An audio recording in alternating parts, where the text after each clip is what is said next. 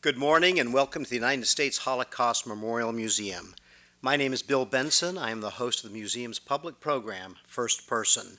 Thank you for joining us today. We are in our 17th year of the First Person program, and our first person today is Mr. Nat Shaffir, whom we shall meet shortly.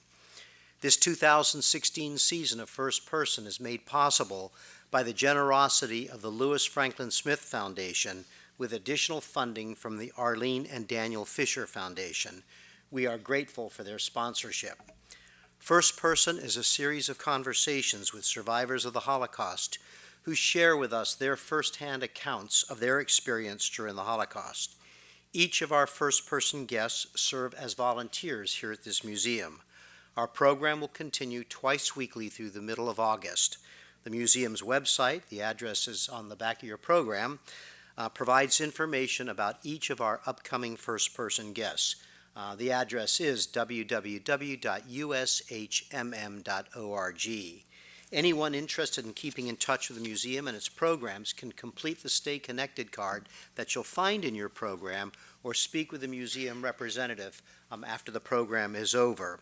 In doing so, you will receive an electronic copy of Nat Shaffir's biography so that you can remember and share his testimony after you leave here today. The life stories of Holocaust survivors transcend the decades. What you are about to hear from Nat Shaffir is one individual's account of the Holocaust, and we have prepared a brief slide presentation to help with his introduction. Nat Shaffir was born Nathan Spitzer on December 26, 1936, in Iași, Romania. In this photograph, we see Nathan with his parents and his sisters, Sarah and Lily. The arrow on this map points to Romania. Near Iași, which is shown on this map, Nathan's family owned a dairy farm. In 1941, the fascist Iron Guard confiscated the farm and all the cattle because Nathan's family was Jewish. The family moved to a neighborhood of Iași where Nathan's father, Anton, was able to keep cows, and his mother, Fanny, bartered dairy products in exchange for tutoring the children. When Anton was sent to perform forced labor in early 1944, 8-year-old Nathan helped his family continue to make dairy products. After Iași fell to the Russians in the spring of 1945, Anton returned to his family. The Spitzers would stay in Romania for several more years before immigrating to Israel. After moving to the United States in 1961, Nat got a job as a dental technician with plans to be a dentist, but a job offer to work for a major toy manufacturer began Nat's long career as a businessman and entrepreneur, starting several successful import-export businesses.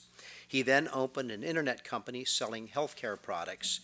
In 2005, Nat retired, but that lasted 6 months before he accepted an offer to be executive director of a synagogue.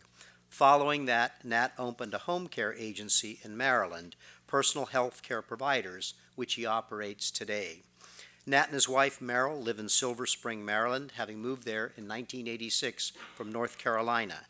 They have 4 children, Deborah, Ari, Michael, and Alana, and Nat has a son, Jeff, from his first marriage. Nat and Merrill have 12 grandchildren. Nat started volunteering here at the museum in 2010, first at the information desk, then at the donors desk, where you will find him on Mondays. He is also a guide for the permanent exhibition, often leading groups such as from the FBI, Homeland Security, Navy personnel, and police departments. Nat also speaks to various colleges and high school groups. Nat speaks Hebrew, Yiddish, German, and Italian. In his spare time, he loves building things in his workshop, gardening, baking bread, and Merrill said to me, he is a great cook. Merrill is here with Nat today, as his daughter Deborah and her daughter Ashley, who graduates from high school this month.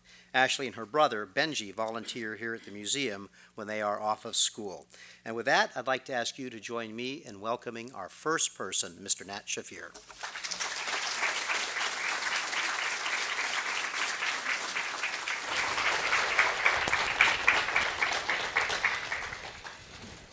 Thank you. Nat, thank you so much for your willingness to be with us today and be our first person. So we're very, very glad to have you and your family members that are with us today as well. Nat, you were not yet 3 when Germany invaded Poland in September 1939, starting World War II. Let's begin the conversation first with you telling us a little bit about your family, your community, your life before the war began in September 1939. Okay. Both my parents came from a small village in the eastern part of Hungary. My mother was the oldest of 12 children, and my father was the youngest of 6. In 1924, just about a year after World War I, my father and 2 of his older brothers decided to emigrate to Romania, and they opened up a large dairy farm. Around 1931, my father decided it's time for him to get married. He went back to that little village that he came from, because usually in those days you married somebody that you knew. And the 2 families, my father's family and my mother's family, knew each other, so the most logical thing to do was to marry somebody within that family. Mm-hmm. My father got married in 1931.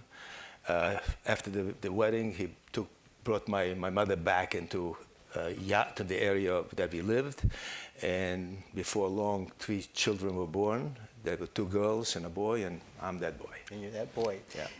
You're the dairy farm that your parents had. Who were their primary customers? There was the Romanian army primarily. They produced all the dairy products for the Romanian army. Mm-hmm, mm-hmm.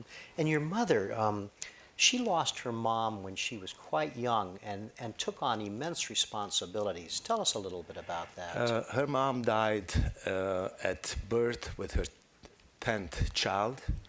And then her father remarried again later on, and 2 more children came, and she actually became the mother for all these children. She was a mother at age 13. At age 13, she started at age 11 to 13. Yes. Yeah, she was the mother of these children. Tell us a little bit about the community that you lived in. I think it was Buchum. Yeah, it's a small town. It's a farm area. We lived there for many, many years. My father got along with all the local farmers, the Gentile farmers. He also helped them many times when there were droughts, for instance. He always used to give him seed for the next year crop. So he always was ready to help other farmers.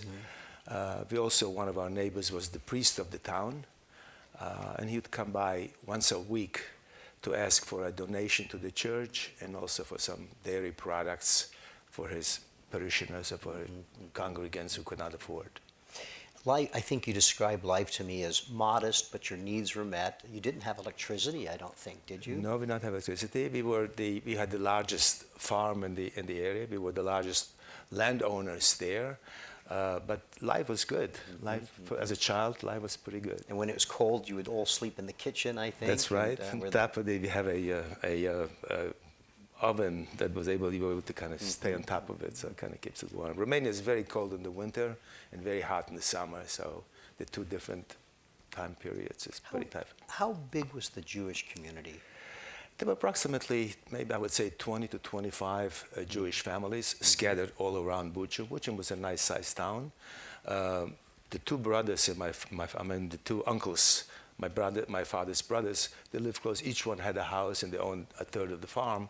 So they lived within proximity, but not next to each other. So each one kind of was in a different house. But a small community. A small community, yeah. Nat, I think I mentioned at the beginning that you'll celebrate your birthday in December of this year, December 36. But in fact, 26. Right, you had 3 different birth dates. Why was that? Well, originally, when I was born, coming from a small town, you didn't go to the big city to register a newborn child. So finally, when my father got the chance to go, he registered. And sometimes they'll register the day he showed up to their office, and sometimes they register any kind of a birthday. So most times, even my mother always knew the different birthdays. So I had December 28, December 26, 1938, 1936. So finally, I was able to send away a request from the government of Romania to send me my birth certificate, and the birth certificate came back as December 26, 1936. So you're comfortable with that? I'm comfortable with that, yeah. Okay.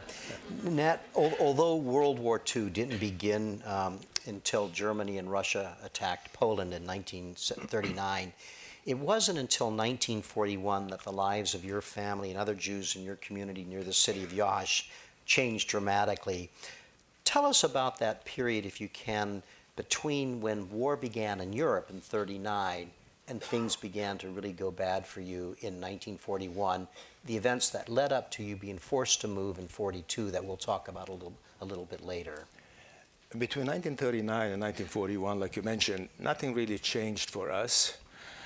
We did hear sometimes in '41 people or Jews being sent away to camps, people being killed, murdered, but nothing really affected us very, very much. There was anti-Semitism in that town after the war started because a lot of Romanian, especially under the Iron Guard regime, they were anti-Semitic and they were pretty much doing a lot of harm, pogroms, killing one citizen against another.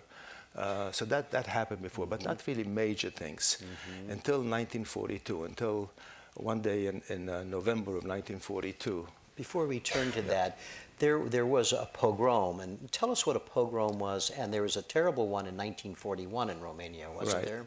Especially in Iași, in July of 1941, the Romanian government, the Iron Guard, one particular instance, they loaded 2 train loads with individuals, cattle cars from Iași up at the north.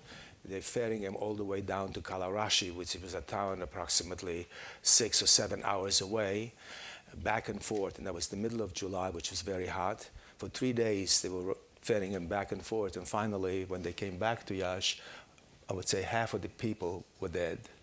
In addition to that, also in July of 1941, 10,000 Jews were killed in Romania because the government did not object for other Romanian citizens to kill Jewish people. So these people were killed by machetes, by axes, with clubs, with any way they were able to do that. 10,000. During that time, after the start of the war, during the period you're describing, do you think your parents and other Jews in your community were aware of what was happening to Jews elsewhere in Europe now that the Nazis were conquering country after country? We heard a little bit. Obviously, there was no radios, there was no news that we were able to get.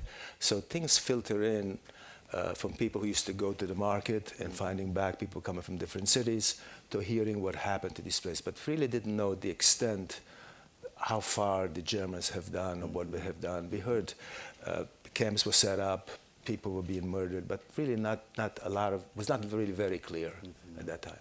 And during that time, were your family able to continue operating the dairy, and you were able to stay in business during that time? Yes, we were. Yeah. Okay. Yeah. In the fall of 1942, and you were about to tell us about that, your family and other Jews from Buchum, you were abruptly forced to pick up and move. Tell us what happened, what that was about, and what happened, and how it happened, because you have memories of that. Yeah. Going back a little bit, okay. Every time, as I mentioned earlier, that the priest was one of our neighbors. He used to come by once a week. The one who was asking for donations. Right. And my mother always taught us to be polite and go out and greet the priest, the man of the cloth, ask him to his health of his family. And one day in November of 1942, the same priest showed up. But this time he showed up with a police officer and 2 Iron Guard armed with rifles and bayonets. We really couldn't understand what happened at that time. So we actually, all of us, came out to greet him and to find out what's going on. And when we came close to the priest turned to the police officer, pointing at us and saying to the police officer, "Esti Jidan," these are Jews. So the police officers told us that we have 4 hours to vacate that farm. We can take any belongings that we can carry in 1 horse wagon, load whatever we can. And after the 4 hours, so what happens, my mother tried to reason with him, my father tried to reason with him. My father even told him, "I have known you since you were a little boy, I've known your family for all these years. Can't you do something about forgetting that order to evacuate us?" He said, "The reason we're giving you the 4 hours is because you know us and the family. Otherwise, I wouldn't have to give you the 4 hours." So that was an act of graciousness he was describing it as, by allowing you 4 hours. 4 hours, right. So my mother realized there's no way she can convince him otherwise, so she ordered the 3 of us to go into the house and put on as many layers of clothing as possible. And she started getting stuff together. The first thing I remember, we had a little box in which we kept the cash, money, and jewelry. And so she took that first. Then she took anything that of value. She took blankets, pillows, cooking utensils, anything that she knew that she would be needing because we were going to be transferred to another location. So the 4 hours were over. The policeman came and said, time is up. And we were escorted to the outskirts of Iasi, which was set up as a ghetto a year earlier in 1941. So just as you described it to me when I first met you, it was like a bolt out of the blue. You were, despite there was hardships and there'd been these pogroms that you knew about, nonetheless you still were living in your farm. And then out of the blue, you said you were just, the family was completely stunned by this. Well, when we arrived in the ghetto, we received like one room. Coming from a big house, in comparison, that was a big house at that time. Coming from a big house and from a normal living situation, coming into one room in a ghetto area, that was very, very, very hard to take. Nat, you mentioned that besides the police with the priests, there was also the Iron Guard. What was the Iron Guard? Originally, Romania was a monarchy, and the Iron Guard was a general by the name of Antonescu. He had a coup that overthrew the king, and then he took control over that, and they were fascists, and they didn't like Jews in particular, so they actually ruled the country from the time the king left. And the Iron Guard was the fascist. The fascists in Romania. Because the Germans never invaded Romania, but the fascists of the Iron Guard did pretty much the dirty work for them. Right. Yeah. And you were so little, but you remember taking that wagon ride from your farm, don't you? Absolutely. Yeah. And then once we arrived in that area, as I said, we were given one room for the 5 of us. There was a completely clean room, nothing in the room whatsoever except 2 beds. No cabinets, no tables, no chairs, and that was pretty depressing as well. And once we arrived in the ghetto area, our names were taken down, gender, and ages, and then we were given ration cards, and the ration cards allowed us a quarter of a loaf of bread every 2 days, and 5 liters of kerosene once a week for cooking and for heating. And so that was the right. There were other things on the ration cards, but we never saw these because these were sold on the black market, so we never saw these things before. I think you described to me that the ghetto you were forced into was called an open ghetto. What did that mean? What was an open ghetto? Okay, there were 2 kinds of ghettos. Closed ghettos, closed meaning with barbed wired, and an open ghetto was a ghetto that Jews were allowed to go and only stay within a certain amount of streets. And also, even though we were established in that ghetto, we had to wear a yellow star identifying as Jews with the word Jew on it. And that was the first time you'd had to do that when you went into the ghetto? Yeah. And so once we arrived there, that's pretty much what happened. And was your entire family moved into that ghetto with you? The ghetto was established there were large houses. Each house had approximately maybe 5 or 6 rooms. Each family was put into one of these rooms, and we received one of these rooms at the time. And to be able to get these rations, we had to go outside the ghetto. We could not leave the ghetto before 5 o'clock, and obviously anybody that moved out of the ghetto would be punished severely. And of course, we had to wear the yellow star identifying as Jews, so we knew exactly who we are and where we are. So that was the open ghetto part, because only could go into a certain area, perimeter of the city. And you would remain living in those circumstances in the I think it was the Socola ghetto for 3 years, I think, from 1942 until the spring of 1945 when the Russians came. Tell us about that period. Rations were limited. For almost 3 years, how did your family manage to survive? How did you manage to make ends meet, put food on the table with meager rations, as you said, a quarter loaf of bread and a little bit of kerosene? What were the conditions like for you in there? One is important to remember that the ghetto had a big black market area.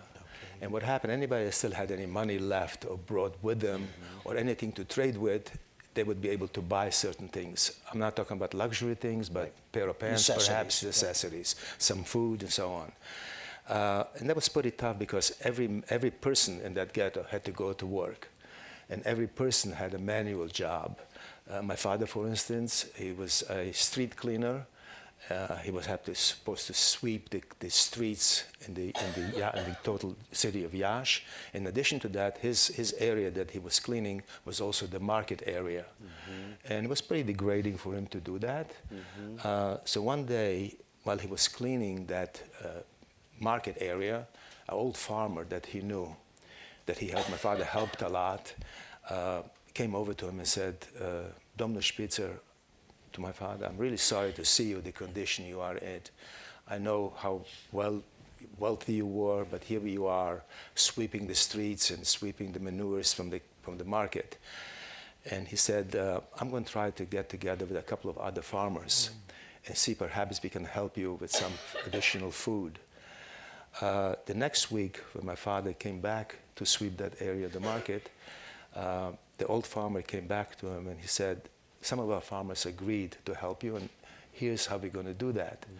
He said, all the farmers get together on Wednesday night and drive into the Socola, to the Iași market for Thursday morning market. We pass on the outskirts of the ghetto between 2 and 3 o'clock in the morning.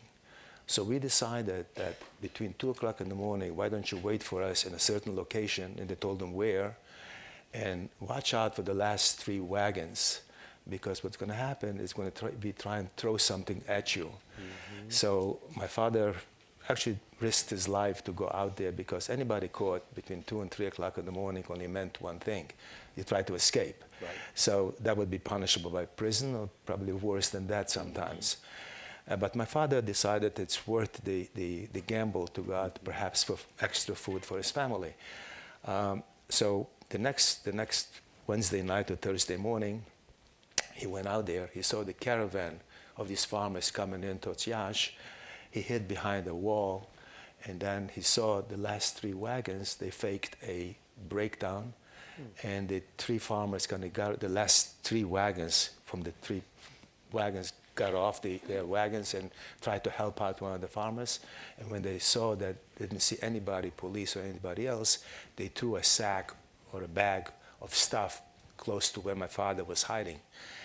And after they left, my father looked around to make sure nobody saw that. And then he saw everything was clear. He was able to take that sack. In that sack, sometimes you'll find potatoes, sometimes fruit, some cheeses, some eggs, things in additional food. Did that happen more than once? Yeah, it happened for quite a while, actually. And what happened is that also we found sometimes cured meat, and also one time around Christmas time the next year, we found a big cured ham.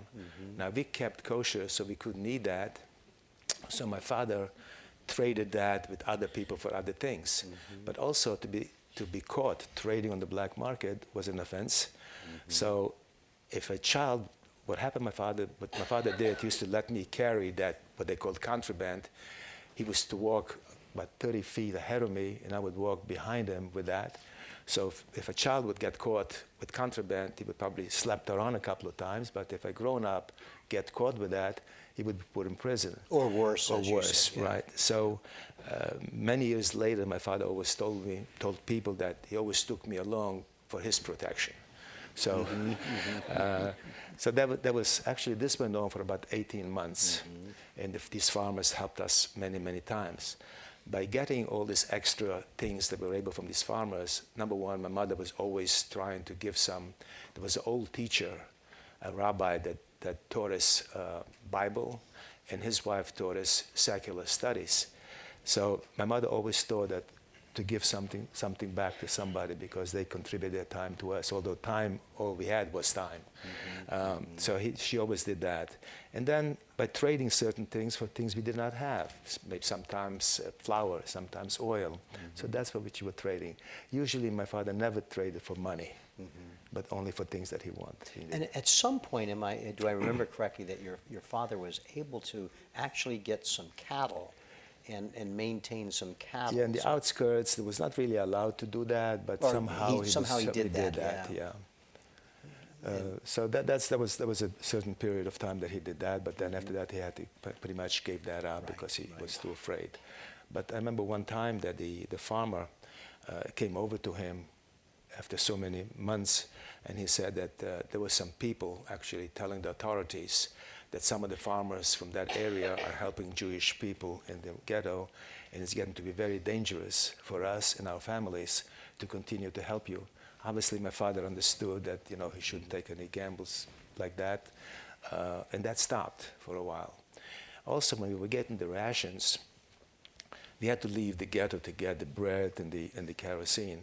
Although my sister was 2 years older than me, my father always used to send me out because there were a lot of hooligans picking on Jewish girls, and he was always afraid for my sister, so he always used to send me out. Many times I'd come back with a bloody nose. That didn't hurt as much as when my bread was taken away from me by these hooligans, because what it meant that for 2 days we had nothing to eat. Now, during that period that you were in the ghetto, were you able to get any schooling? First of all, Jews were no longer allowed to go to school, so the only schooling we got was strictly from that elderly teacher that was teaching us. And that was all sort of barter too, wasn't it? Yes, but to away, things like that. Right. Actually, later on, after the war, when we went back to school, we were the oldest in each class. And all the children thought these Jews are pretty dumb kids because we were the oldest, maybe 2 or 3 years older than anybody else in the same grade. So obviously we must have done something wrong, or must have been something that we couldn't do. So but eventually we caught up. But in other words, you'd missed three full years of education. Yes. Nat, during that time, did the Iron Guard enter the ghetto? Did they come in to harass you or show their presence? The Iron Guard didn't come, but the police, which was part of the Iron Guard, but actually not. The Iron Guard was strictly army. Okay. The police was part of their units that would, yes, they were in the ghettos, looking around. And I remember when I used to go to trade with my father, our signal was that if he moved to the right, means like a policeman coming forward on the right-hand side, I should be moving to the left. So that's how we coordinated things so the police wouldn't be able to catch me. But the police were pretty active in there to try to find things what was going on. Looking for people that were bartering or doing black market or things like that. Right. Nat, you had a fairly large extended family. Were members of your extended family, were they in the ghetto with you? No, what happens is that since my family comes from Hungary, the eastern part of Hungary, the rest of the family remained in Hungary. Remained in Hungary. And then later on we found out after the war what happened to them. And I'm going to ask you about that probably a little later. You did have some uncles that were in separate sections of the ghetto, right? Yes, that were the two uncles, my father's two brothers and two sisters that he had. So they were in a different part of the ghetto. We saw them once in a while, but they were in completely different areas. Most of them survived. One of them did not. One of them was part of the train that went from Iasi to Kalarashi, but did not come back. And they were cousins. You were a kid, and with your sisters and other kids. What as a kid did you do to entertain yourself? As you said a few minutes ago, you had nothing but time. Were you able to have fun as a kid during that time at all, or any form of recreation? It was 3 years of your life there. Well, first of all, number one, they forced us sometimes to do some manual work and cleaning some stables. And the only fun we had including the kids. Yeah. The only fun we had, I remember my mother took some rags and made a ball out of that, kind of sewed together, and that's pretty much like the kickball. Kickball. And that was ball made of rags. Rags, yeah. And I think you also shared with me that you would play a game of marbles using walnuts. Is correct? Well, the things, obviously we did not have electricity, so the way people went to sleep very early, but after dinner, I remember my father used to get a sack full of walnuts. And we kind of crack nuts and talk a little bit because there was no place to go. So anytime my father came back with some news, telling to my mother, we all knew what went on. So, but then the kids would have this little hole, and then we'll flip these nuts, and whoever came closer would gain the rest of them. So. that was part of our entertainment, our play. You mentioned that, of course, your education was very informal with the one former teacher. Were you able to practice religious practices while you were there? Although religion was not allowed, but we did practice religion, kind of on the underground, based in some places, you know. But otherwise, it was not allowed to practice religion. Many of the ghetto residents were religious, and some were secular, would not. A few moments ago, you were describing how to protect your sister, you would have to go out for rations and sometimes get into scuffles. That makes me want to ask you about this fellow Gregor. You have to tell us about Gregor. What happened is that to get the rations for kerosene, we had to leave the ghetto after 5 o'clock. We lined up next to the kerosene station, and there was a booth that the attendant would stay in there. And in front of the booth, about 6 feet away, there was a white line, and we lined up behind that line. So again, we started around 5 o'clock, a little bit after 5. The attendant would show up around 7:30. And you've been there since 5 o'clock? For 5 o'clock. And when the cold and rain, and didn't have any raincoats in particular, so it was pretty tough time. When he showed up, he finally would come out and would motion to 5 people to come forward. He would then take the ration card and take out the coupons of that particular week, and then he'll pump the kerosene. And the way the kerosene was pumped at those days, not like today you drive up to a pump. There was the regular pump. In front of that pump was a big cylinder, and in front of the cylinder was a handle. And when you move the handle back and forth, that would bring up kerosene from the tank, from the ground, and fill up that cylinder. Once that cylinder was full, that would be 5 liters. And then you put down the hose into the can or whatever you brought for the kerosene, and then you'll come back next time. So one day I decided to approach this individual. His name was Grigori. And I took a pretty chance to approach him because Jews did not do what I planned it to do.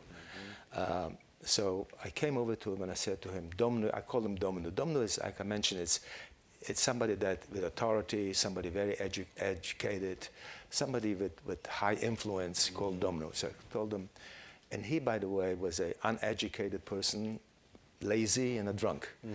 So that was the easiest way to describe him. So I said to him, Domnu Grigori, I'd like to help you.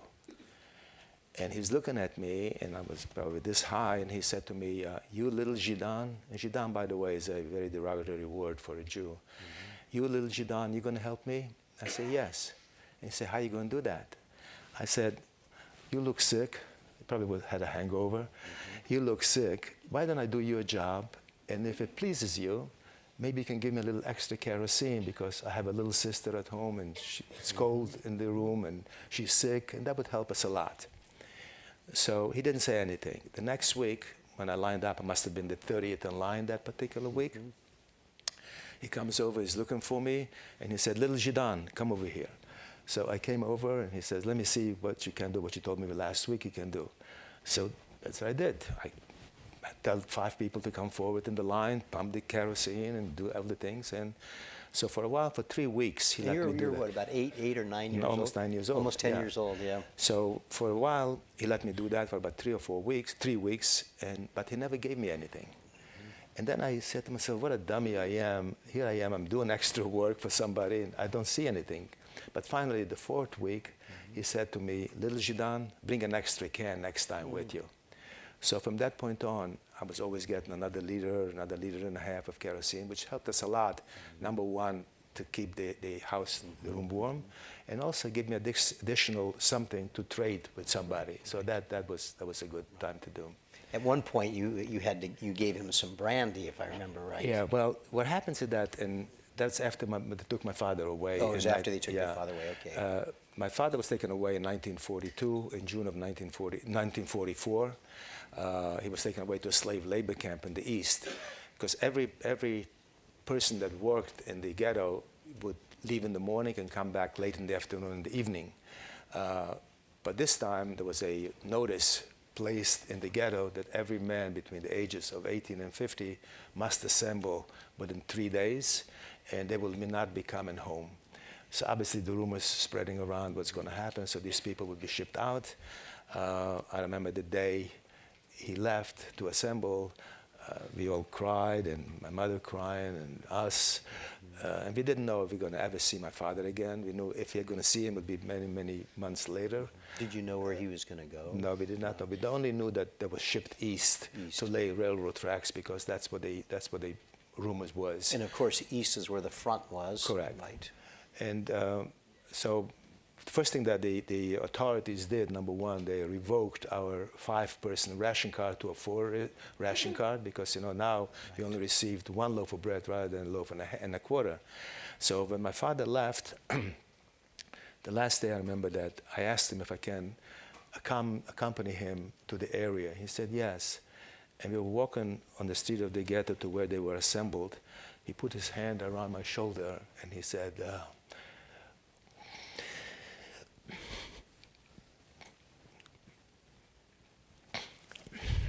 Nat, take care of the girls. That's the last thing he said to me.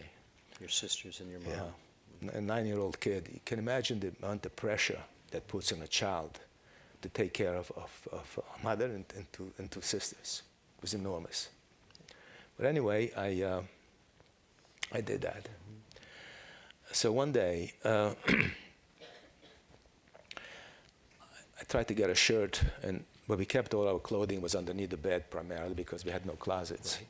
So while looking for a shirt, I also found a bottle of Slivovitz, which is plum brandy. I wrapped it in a shirt, and I decided to take it to this Domino Grigori. I didn't tell my mother what I was planning to do, because probably she wouldn't have let me do that. So the next day I came over to the attendant and I said to him, Domino Grigori, I have a present for you. So I wrapped that shirt and showed him the bottle of brandy. His eyes lit up. So he said to me, I presume you want some extra kerosene for that. I said, actually not. What I would like to have is another ration card for a family of 4. Now, I already started thinking, what else can I get to support my family, to be able to keep them alive in a way? So this was one way to do it. I could have been punished drastically for bribing him in a way, but everything worked out okay. And a few weeks later, he showed up with a ration card for 4, which in a way gave us another loaf of bread every 2 days, another 5 liters of kerosene once a week. So we were able to trade. I was able and to allow you to manage to continue with your father gone. Correct. Yeah. And also I made sure that every month at least I was able to buy on the black market a bottle of Slivovitz to bring to him, so I can keep my job in a way. Right, right. I think we're seeing a glimpse of why you became a very successful entrepreneur. So 3 years, and then finally you're liberated when the Russians take Yash in the spring of 1945. Tell us about that time, about the Russian attack on Yash, and then what it meant for you and your family during their attack, but also in the time after that. Through the time that we were there, from time to time, there was bombardment on the city of Yash. Some heavy, some not so heavy. One night, first of all, the authorities always told us at night to cover the windows, because we had kerosene lamps sometimes, so the enemy would not see the lights of the cities. Blackout, yeah. Right. So that once we were in that ghetto in the time, so when the bombs were starting to fall, we would run outside to fields. There were trenches dug up and branches put up on top of that. That would be our shelter, our bomb shelters. Branches, yeah. In a hole. In a hole, exactly, yeah. So one day, or one night rather, it started bombardment, and we all ran out to these trenches. But this time it lasted about 3 days.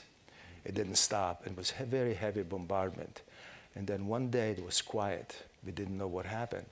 So one individual from that hole, from that trench, looked out, picked up some of the branches and looked out, and he said, "We are liberated. The Russians are here."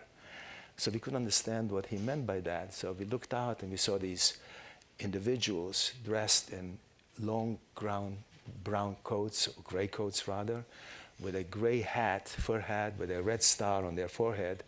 And the guy said, "These are Russians." And that's exactly what happened. These people were liberated by the Russian in the spring of 1945. During the bombardments, you mentioned the blackouts, there was, you could be heavily penalized or punished if you didn't black out your house, right? Yes. And there was, if I remember right, there was, you could be accused of being a spy for the Russians. Exactly, yeah. because the Jews, most of them in many countries, were accused of being spies Right. for the enemies, and then that's probably what happened. Now, so obviously everybody did what we were asked at that time. Right, right. And during that time, your father is still gone, right? My father is still gone. We didn't hear from him for about almost a year, until after the war. Until after the Yeah. war. We didn't know if he was alive or dead. We didn't hear from him. We didn't hear from anybody. From all the men that were taken away that time, we didn't hear from any of them. So once the Russians were there, your father and many other men are gone, you realize you're liberated. What did that actually mean then, other than the Romanian and the Nazis are gone? What did that mean to you? Immediately didn't mean anything because, Okay. although we were able to receive a little bit more food because food was available more now at this point. We were getting a certain script, for money, that we were able to buy in the stores, because before that we couldn't buy anything in the store. Even though we had money, we couldn't buy. Jews could not buy in an open store. So we were able to do that. We were able to go back to school. And then little by little, people starting to come back. Men was starting to come back to the ghettos. And every time we saw somebody, we always asked, did you see such and such? Did you see my father? People that we knew from the ghetto, did you see my, said, well, one in particular one told us one time when he came back, he said, yes, I've seen your father, but a month beforehand, he was transferred further east, but he was in good condition. So we hope that since only saw him a month ago, perhaps maybe he still survived. And there was no public transportation to come anywhere. So finally one day my father showed up. He walked a lot, he hitchhiked on wagons and Russian convoys, and finally made it back to the ghetto. And then once we were there, he tried to maneuver certain things and tried to find us a place to move out. We moved out. That old farmer did help us again with some The one that cows, helped you the before? old farmer, yeah. And the first thing we did actually. Now let me ask you, Yeah. what do you know about that time your dad was gone? What was it like for him? What were conditions like? And did he share much with you about what he went through while he was? They were working. They actually laid railroad tracks, and they were working 14 and 16-hour days. Very little food. Most of the people were really lost most of the weight because there was not enough nourishment for that. So things were tough. My father was a very strong man, both physically and mentally. So that probably helped him survive. Many of these people who were taken from the ghetto to the slave labor camp did not survive. No. How did the Russians treat you? For a while it was okay, but then we also found out that they were anti-Semitic as well. Although we were able to go back to school, but Jewish children were not allowed to join the communist groups or young student groups. These were established for very good students. And my younger sister, Lily, was the top of her class. I was the second in my class, but we were not allowed to join these communist youth programs. So the discrimination just continued. Yeah. Actually, what happened is that the same people that ruled the country before became now communists. So the same They were people, fascists and then became communists. So the same people ruled the same thing. So nothing has changed. I mean, the leopards still had the same spots. Right. So tell us about how your father and mother managed to sort of begin to at least piece together a life again so they could feed their family. What did they do? Well, we went back. Once my father came back, he and I went back to the farm. And the first thing we made a stop to the old farmer to thank him for all the months that he supplied us with additional food, which chances are probably saved our life. Right. I remember he invited us to have dinner with him, and then he asked us, where are we going from here? My father said he's going back to the farm. He said, I would not recommend for you to go back because your life is in danger. So my father said, what do you mean? He said, well, if the farm is no longer your farm. He said that farm was divided into 3 different sections. One section received, the priest and his family received one section of that farm. The policeman and his family received another section. Priest. The same priest. and the mayor of the town, or the person who was in charge of the Iron Guard, received the third. So our farm was divided into 3 sections that was given. Now, we always wondered what made these people do what they did. And we try to ask the questions, you know, like an old farmer would risk his life and the life of his family and help us, where the priest, who was a man of the cloth, didn't turn us into the authorities. So that's a question mark that we try to find an answer for. Do you know what ever happened to him? After that, no. No. After that, no. Do you know when you really began to understand the enormity of the Holocaust and to know what happened to your larger extended family? A few months passed after we were liberated. Things started to trickle in, information about the Jews from Hungary. And we found out that the Nazis invaded Hungary in March of 1944. And between April 15 of 1944 and July 9th of 1944, 440,000 Jews were deported to Auschwitz-Birkenau. In 6 weeks, right? Yeah. In 6 weeks. Among these 440,000, 33 were members of my family. There was my grandparents, my uncles, my aunts, cousins. Once they were deported, the young ones and the old ones were immediately put to death in the gas chambers. Those who were able to work were sent to different camps. Some of them died. We don't know when, where, or how. The last 3 of them we knew for a fact what happened to them. There was one of my grandfather and 2 of his sons, or 2 of my uncles. They were the last time they were in Auschwitz-Birkenau. My grandfather died of starvation a month before he was liberated. My 2 uncles survived the liberation. One was 21 years old and one was 22 years old. They each one weighed 65 pounds. So you can imagine what they look like when you hear skin and bones or walking skeletons. That's what they were. When the Red Cross came into the camps and saw these people, the condition of what these people looked like, they put them on ships and sent them to Sweden to sanatoriums to recuperate. Unfortunately, one of these 2 brothers, one of 2 uncles, died on the way to Sweden, and he was buried at sea. The other one survived. And I recently found a picture that I mentioned that earlier to you from 1949. 1949, but 4 years after he was liberated, they finally was able to contact my mother and send a picture stating, you know, from Sweden. It took him about 4 years to recuperate, to come back to his normal life. And eventually that individual did make it to the United States. So from 33 close, immediate family members, only 1 survived. The rest were murdered. Yeah. Nat, you would, there you were in Romania under the Russians and the communists, and you would remain living there for the next 5 years after the war, I think 45 to 50. Tell us what life was like for you. You began to tell us that you weren't allowed to be a pioneer as the communist youth could be because you were Jewish. What was life like under the communists for those 5 years for you and your family? And how were you able to immigrate to Israel? How were you able to do that? Well, by about 2 years after the war ended, 1947, my father realized there's no more future for us in Romania.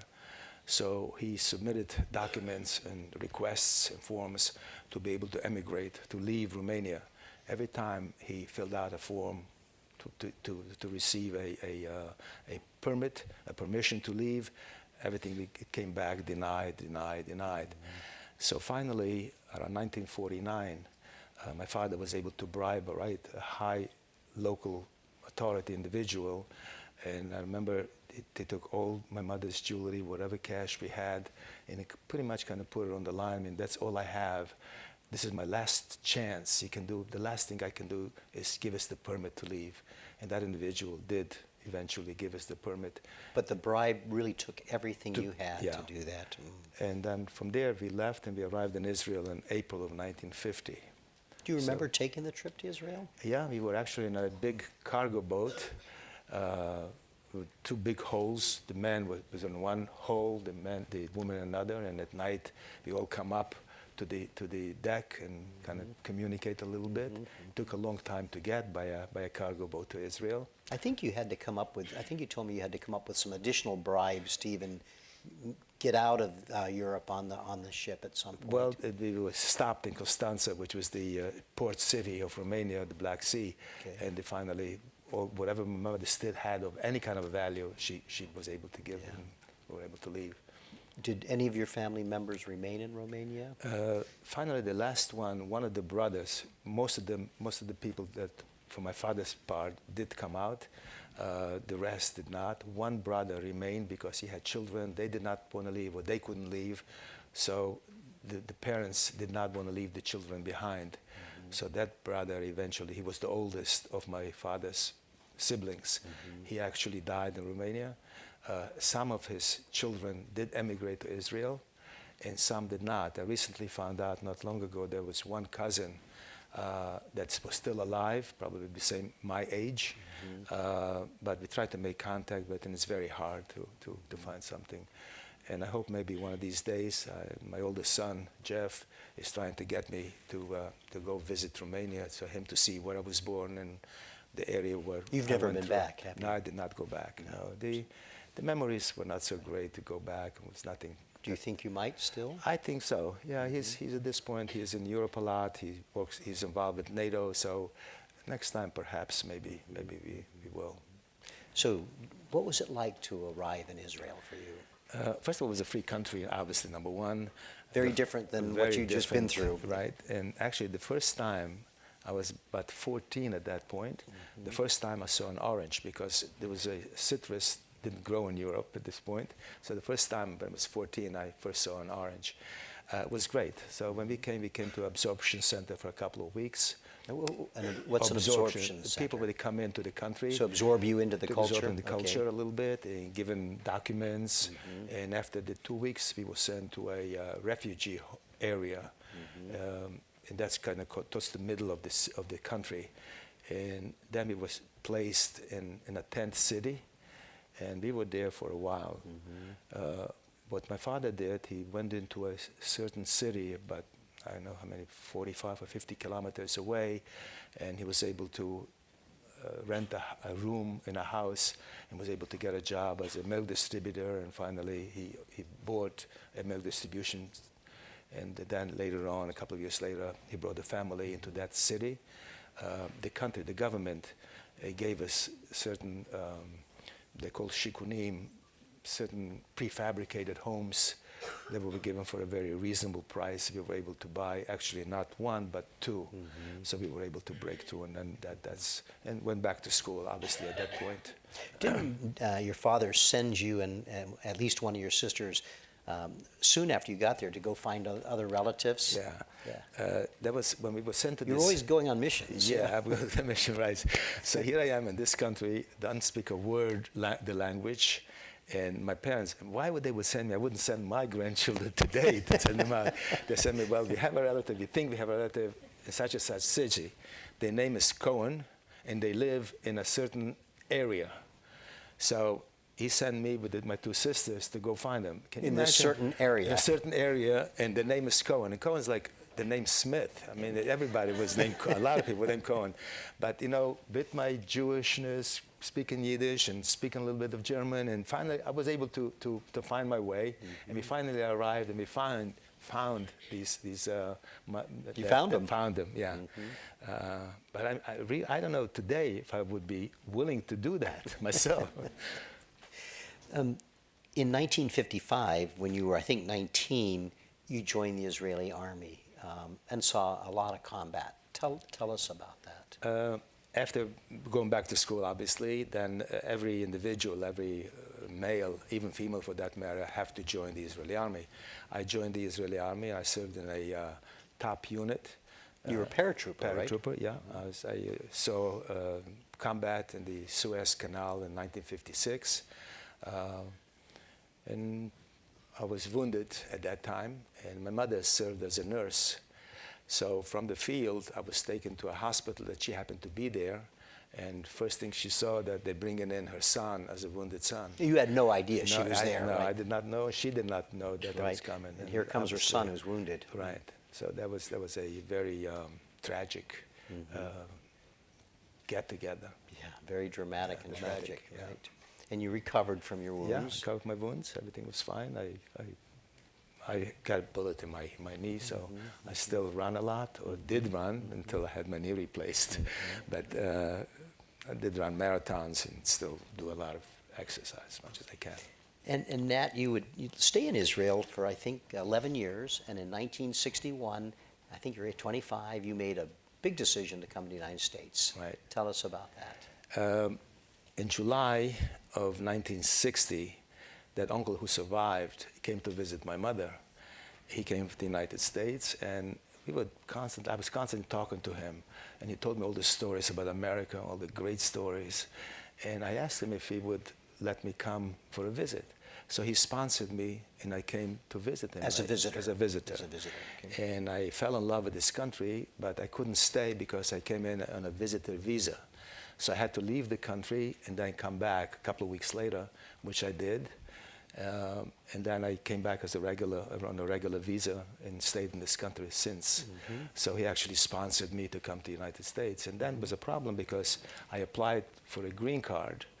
And to be able to apply for a green card, I had to have a job somewhere, because otherwise they figured that I'll be tapping into the government social situation. So my mother wanted me to be a dentist. In the first years of dentistry, they teach us lab work. So I told people that I'm a dental technician. So I found a laboratory in New York there, and I explained to them that what I like a job, and what I would need from them is letters, constant letters that the Immigration Department would require. And he said, fine, we'll do that.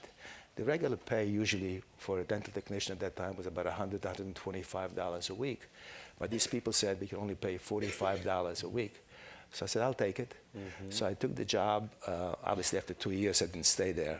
And there wasn't enough to survive on that, because I did rent a little apartment at top of an attic of somebody's house, a little apartment. So I rented that. So between that and food and a couple of pair of shoes, nothing was left. So I subsidized that with sometimes being a cashier in a supermarket, washing windows, doing any kind of work just to get additional money. What about your sister, your sisters and your parents? Did they come, or did they stay in Israel? They stayed in Israel. My younger sister got married to a survivor from Poland, and they actually moved to Germany, and they lived in Germany for a while, because all these survivors in Europe, Germany was a big country at that time and was developing, and there was a lot of money to be made and to be able to make it easier. Also, it was against the law at that time to openly declare anti-Semitism. So they in Germany. So they felt very safe at this point after the war, which they did not feel before that. And my older sister still lives in Israel, and now my younger sister lives in Israel as well, back and forth. So, Nat, I think we have some time for some questions from our audience. So should we turn to our audience? Sure. We're going to close the program in a few minutes, and it's our tradition at First Person that our first person has the last word. So I'm going to turn back to Nat to close the program. So I'm going to ask you if you wouldn't mind staying with us through the question and answer period so that you can hear Nat's closing remarks before we conclude today's conversation. So if you have a question, we have microphones in the aisles. I think Sonia has one over there, and I think Jan has one on the left. We're going to pass the mic to you. If you have a question, try to make it as brief as you can. We'll get to as many questions as you have, and we have time. I'm also going to let you know that after we finish the program, can you stay for a few minutes afterwards? Nat will stay here on the stage when he finishes his closing remarks. So please feel free to come up on the stage, ask him a question, shake his hand, have your picture taken with him, whatever you'd like to do. And we really do invite you to come up and join Nat on the stage. So do we have any brave souls who would like to ask Nat a question? We'll look out over and looking for that first brave soul. Somebody's trying to hold somebody else's hand up, I can see. So here we go. We have a question right here. Let us get a mic to you. Here it's coming down. Sonia's going to pass you the mic. And I'm going to repeat the question just to make sure everybody hears it, if that's okay. Okay. I would like your words of wisdom or your thoughts on today's world and the racism that is there, or the situation that people may feel toward Muslims. If you want to offer any comments about racism in general or discrimination in general. In a way, I can do a little bit, because really, this is the Holocaust Museum. You don't want to get involved in politics. Exactly right. As far as the things that's going on, people remain quiet. People don't speak out. And that's a very, very important thing for people to speak out, because a lot of things are happening and people don't say anything. And that's very, very bad for that. So we hope that more people will speak out when they see something is done wrong. Yeah, thank you for that. Okay. Any other questions? Well, I think if with no further questions, I might turn over to Nat for his closing remarks. I want to first thank all of you for being with us today. Remind you that we have first-person programs each Wednesday and Thursday through the middle of August. So please come back if you can do so. Or look to the website. We have some programs archived on the website, so please take a look at the museum's first-person website. And with that, I'm going to turn to Nat for our closing remarks. And again, please feel free to come up and chat with him afterwards. Nat? Speech is a very, very powerful tool. Many individuals, many people, many nations kept quiet, didn't speak out against the atrocities and the Holocaust, what happened the Holocaust years, during the Holocaust years. All those people who kept silent realize now what happened. It's very important that we don't keep quiet. As I mentioned earlier, very important to speak out. It's our duty and our responsibility to humanity to make sure things like this doesn't happen again. So if you see something is wrong anywhere, speak out, because speak is really, really powerful. Thank you for listening.